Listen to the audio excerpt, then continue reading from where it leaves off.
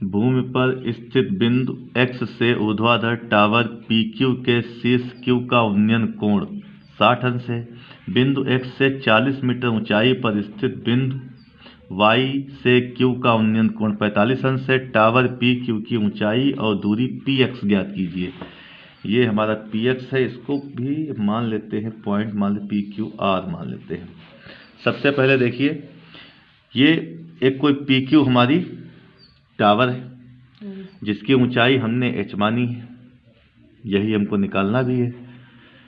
ये बिंदु X से 60 अंश का उन्नयन कोण बनाता है इसका टावर का Q। इस X से 40 मीटर की ऊंचाई पर कोई बिंदु Y है, वहां से जब हम टावर का शीर्ष देखते हैं तो 45 अंश का उन्नयन कोण बनाता है। अब जब ये 40 है तो इसके सामने ये भी 40 होगी।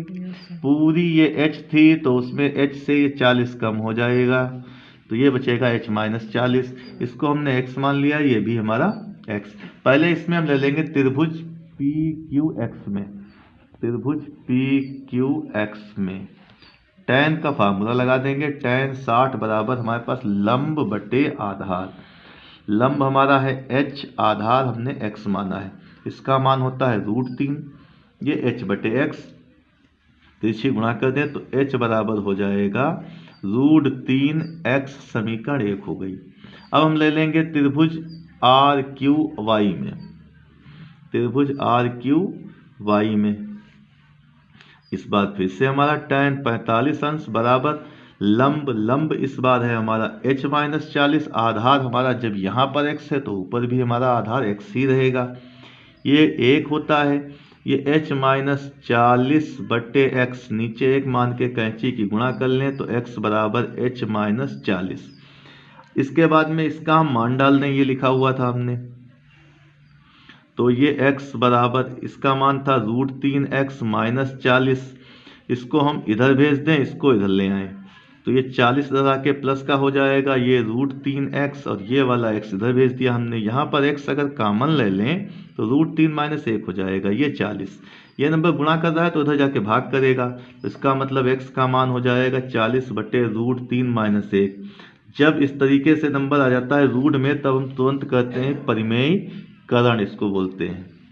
√3 प्लस 1, यहाँ अगर माइनस है तो प्लस से मल्टीप्लाई, अगर प्लस है तो माइनस से मल्टीप्लाई, ठीक है। ये इसको बोलते हैं परिमेयीकरण करना। ये 40 ऐसे ही लिखा, ये √3 प्लस 1, यहाँ पर हमारा a plus B, a minus B, तो इसका अलग स्क्वायर हो जाएगा और इसका अलग स्क्वायर हो जाएगा 40, और ये हमारा √3 प्लस 1 और ये इसका स्क्वायर जब करेंगे तो हो जाएगा 3 माइनस 1, ये हमारा 40 और ये हो गया हमारा √3 प्लस 1, नीचे माइनस करेंगे 2, 2 से काट देंगे तो ये 20 हो गया, ये 20 और इसका मान हो गया हमारा √3 प्लस 1।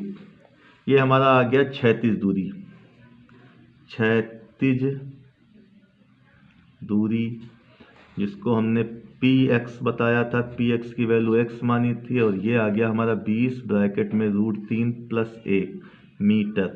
फिर इसके बाद में ये मान कहाँ रखते हैं, समीकरण 1 में रखने पर, समीकरण 1 में रखने पर जब समीकरण 1 हमारा था h बराबर √3x, ये √3 x का मान हमारा कितना है 20 और ब्रैकेट में है √3 प्लस 1, √3 की यहाँ गुणा करेंगे, ये 20 ऐसे लिख लिया तो ये हो जाएगा 3 प्लस √3, बस मीटर, यही आंसर हो गया।